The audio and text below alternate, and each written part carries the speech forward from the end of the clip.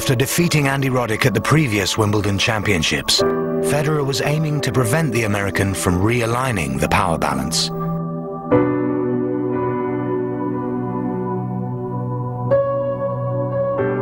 The most physically gifted player I've played against, but with that, he's just become so solid mentally. I told him before, I'd love to hate you, but you're really nice.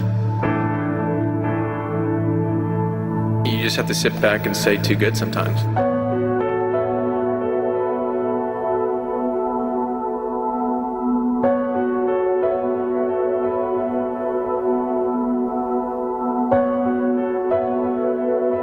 L'erreur serait aussi de croire que tout est venu de ce talent. Un talent n'est rien s'il n'y a pas une dose énorme de travail. The conditioning of a champion. The hours spent on the practice court rack up. The limbs ache, but the will to win never dies. Simply put, Federer's focus on winning sets him apart from the rest. Qui est le patron de ses capacités mentales. C'est tout simplement comme ça que vous utilisez le travail que vous faites pour vous renforcer aussi mentalement. Quand vous avez fait un exercice qui est dur, alors vous savez, si vous avez réussi cet exercice, c'est aussi une réponse positive pour le mental. Alors dans ce contexte-là, il peut y avoir un lien entre le physique et le mental, mais il y a aussi beaucoup de liens entre la façon de jouer et la façon de s'exprimer sur le court. C'est un ensemble, c'est un puzzle, le mental, le tennis et le physique.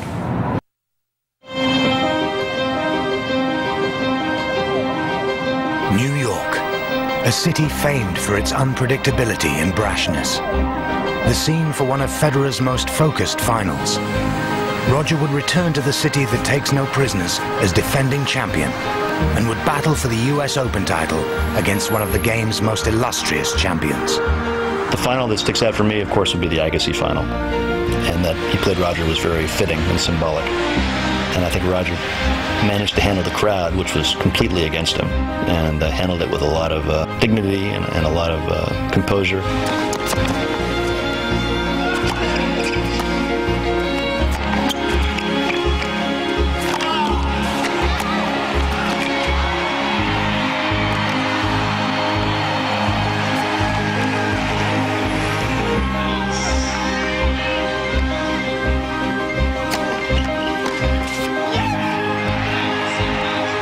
If I recall, after that final, Andre said, I've been disappointed in the past when I've lost matches like this, but this time I'm really not, because at some point or another you have to admit the obvious, and that's just that you're losing to a better player.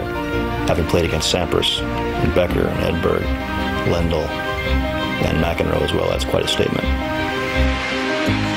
Being called one of the greatest of all time usually requires a lifetime's work.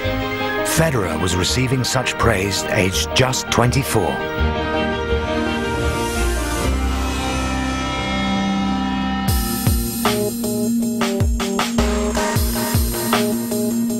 If proof is required of Federer's dominance week in, week out, look no further than his performances at the Masters Series. Of his 50-plus singles titles, currently 14 of them have been won on this illustrious tour, where the elite of tennis face each other. His consistency at winning on a global scale has ensured Federer has kept the #1 spot every week for the past 4 years, surpassing the previous record held by Jimmy Connors. Federer is on course to being the biggest record breaker of all time.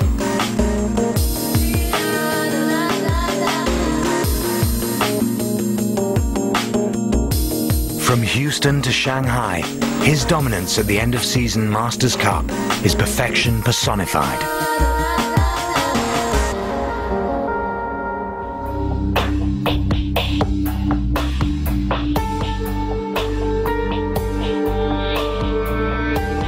During private moments of contemplation on court, the calm facade disguises the fire within. The burning desire to succeed, to challenge history, to be called a champion. Federer started 2006 in top gear, turning up the heat against Marcos Baghdatis in the first Grand Slam of the season.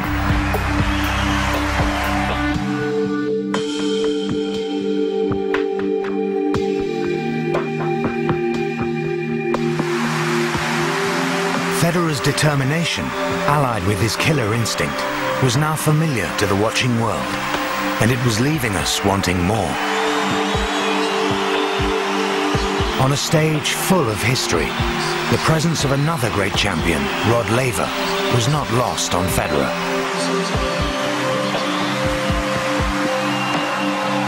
Roger's very emotional about tennis.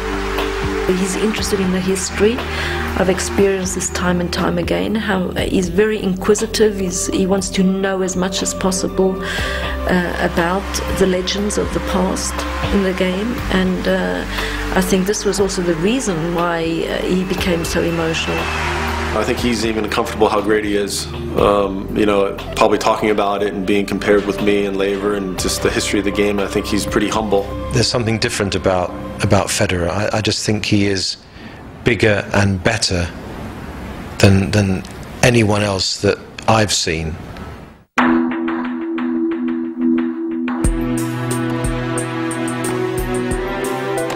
Later that year at Wimbledon, Federer fended off all challenges to his crown, dropping just a single set.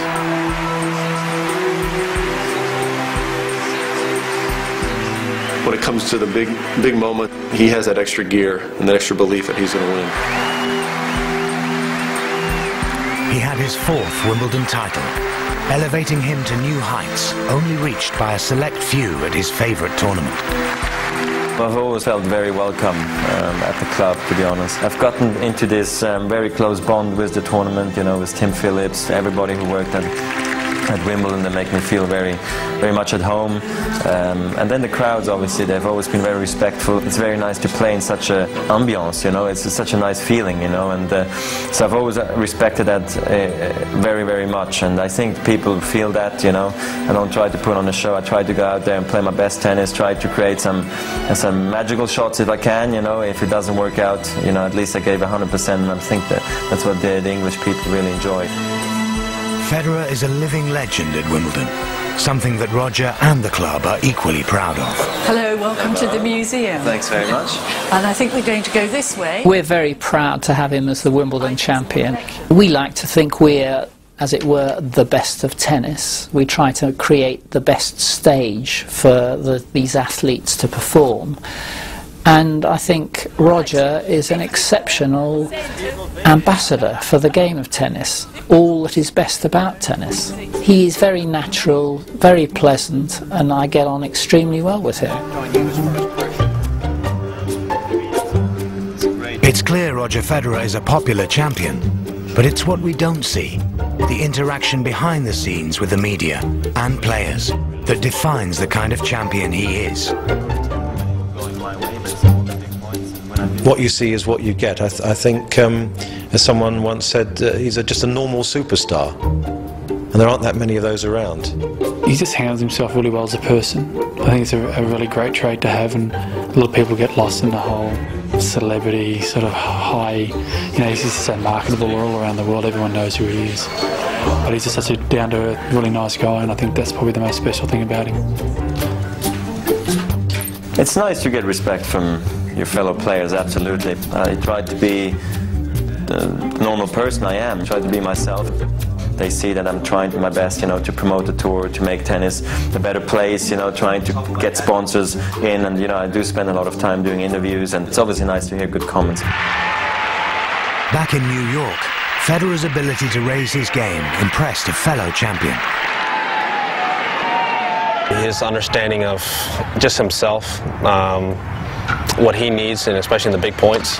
We both love to be tested, to, you know, find out what we have inside and ourselves, whether we can bring out our best stuff at the right time.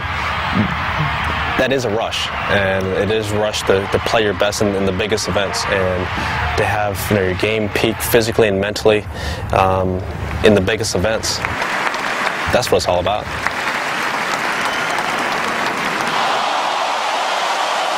A pattern was emerging. Victory in Melbourne proved that mentally many opponents were beaten before they were even on court. But every champion has a nemesis.